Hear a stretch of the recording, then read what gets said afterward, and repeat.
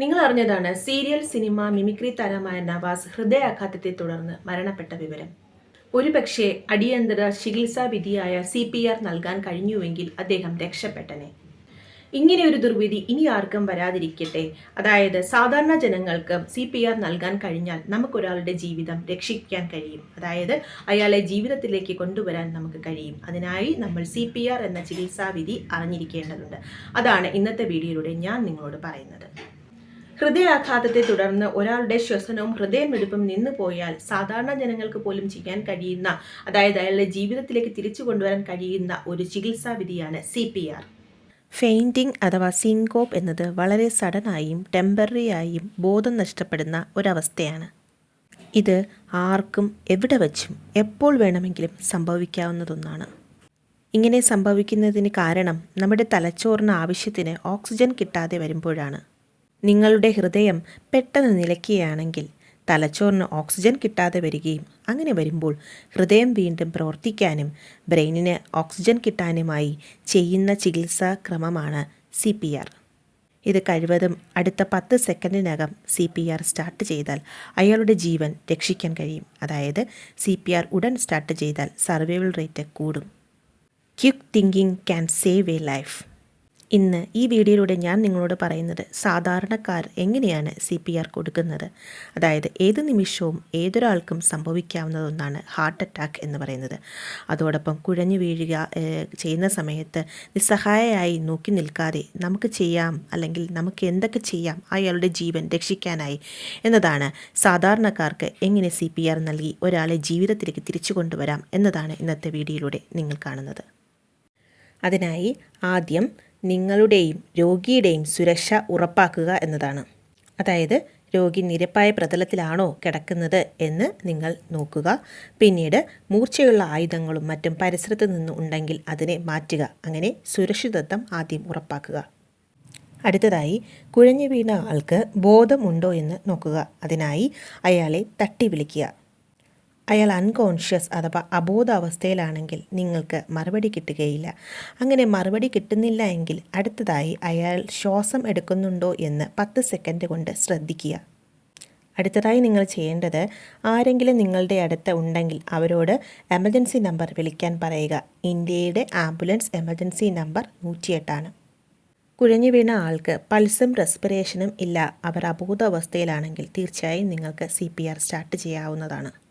ഇങ്ങനെ സ്റ്റാർട്ട് ചെയ്യുന്ന CPR വൈദ്യസഹായം എത്തുന്നതുവരെ തുടരണം. 30 ചെസ്റ്റ് കംപ്രഷനും 2 ശ്വസനവുമാണ് CPRൽ നൽകേണ്ടത്.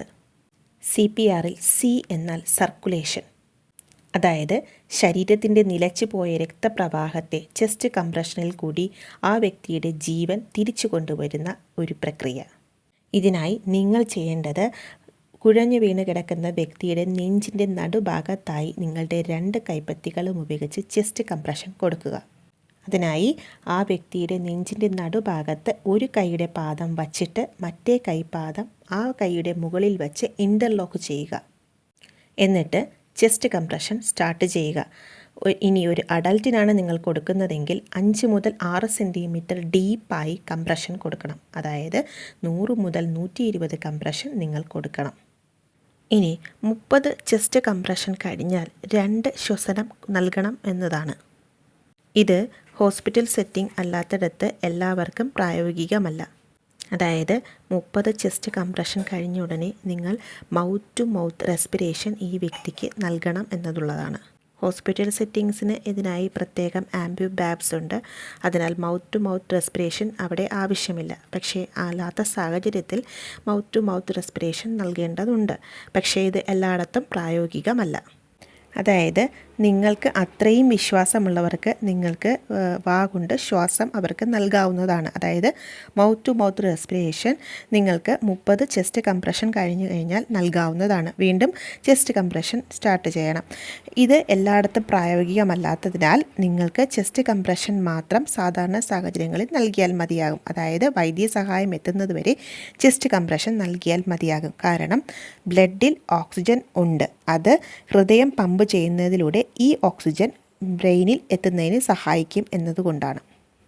CPRന് 3 ഘടകങ്ങളാണുള്ളത്: C, A, B. സി എന്നാൽ സർക്കുലേഷൻ അഥവാ ചെസ്റ്റ് കംപ്രഷൻ. ഇനി അടുത്തതായി എ എന്താണെന്ന് നോക്കാം. എ എന്നാൽ എയർവേ, അതായത് വ്യക്തിയുടെ ശ്വാസനാളം തുറക്കുന്നത്. അതിനായി നിങ്ങൾക്ക് head tilt, chin lift method ഉപയോഗിക്കാം. അതായത് താടി മുകളിലേക്കാക്കി തല ചെറുതായി ഉയർത്തുന്ന രീതി. രോഗിയുടെ വായിലോ തൊണ്ടയിലോ എന്തെങ്കിലും തടസ്സമുണ്ടോ എന്ന് നോക്കുക. പിന്നീട് മൗത്ത് ടു മൗത്ത് റെസ്പിറേഷൻ നൽകുക. അതിനായി ശ്വാസം നിലച്ച അബോധാവസ്ഥയിലുള്ള ആളിൻ്റെ മൂക്ക് ഒരു കൈകൊണ്ട് പിഞ്ച് ചെയ്യുക. ഇത് നിങ്ങൾ കൊടുക്കുന്ന ശ്വാസം പുറത്തേക്ക് പോകാതിരിക്കാനാണ്. അടുത്തതായി നിങ്ങൾ ദീർഘമായി ശ്വാസം ഉള്ളിലേക്ക് എടുക്കുക.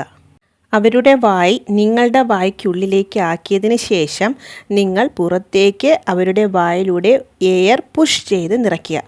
ഇങ്ങനെ 2 പ്രാവശ്യം ചെയ്യുക. ഓരോ 30 ചെസ്റ്റ് കംപ്രഷന് ശേഷവും ഇത് ചെയ്യാവുന്നതാണ്. അങ്ങനെ CPRൻ്റെ ഘടകങ്ങളായ സി, എ, ബി. സി അഥവാ ചെസ്റ്റ് കംപ്രഷൻ, എ അഥവാ ശ്വാസനാളം തുറക്കുക, ബി അഥവാ ബ്രീത്തിങ്. ഇനി നിങ്ങൾ ചെസ്റ്റ് കംപ്രഷൻ കൊടുക്കുമ്പോൾ ഈ വീഡിയോയിൽ കാണുന്നത് പോലെ വേണം കൊടുക്കാൻ. അതായത് ചെസ്റ്റ് കംപ്രഷൻ കൊടുക്കേണ്ട പേഷ്യൻ്റെ അടുത്ത് ഈ വീഡിയോയിൽ കാണുന്നത് പോലെ കൈമുട്ടുകൾ മടങ്ങാതെ കംപ്രഷൻ കൊടുക്കേണ്ടതാണ്. അങ്ങനെ CPRൻ്റെ 3 ഘടകങ്ങളായ സി ചെസ്റ്റ് കംപ്രഷൻ, എ ശ്വാസനാളം തുറക്കുക അഥവാ എയർവേ, ബി അഥവാ breathing mouth to mouth respiration എന്നിവ നിങ്ങൾ ചെയ്തു കഴിഞ്ഞു. വൈദ്യ സഹായം എത്തുന്നതിന് മുന്നേ നിങ്ങൾ ചെസ്റ്റ് കംപ്രഷൻ കൊടുക്കുകയാണെങ്കിൽ നിങ്ങൾക്ക് ഒരു ജീവൻ വളരെ വേഗത്തിൽ രക്ഷിക്കാൻ കഴിയും. നമ്മുടെ കൺമുന്നിൽ നിന്ന് ഒരു ജീവനും നഷ്ടപ്പെടാതിരിക്കട്ടെ. നമുക്കൊരുമിച്ച് മുന്നേറാം. കൂടുതൽ ഇതുപോലെയുള്ള അറിവിലേക്കായി ചാനൽ ഫോളോ ചെയ്യുക. അതോടൊപ്പം നിങ്ങളുടെ സജഷൻസും കമൻസും രേഖപ്പെടുത്തുക.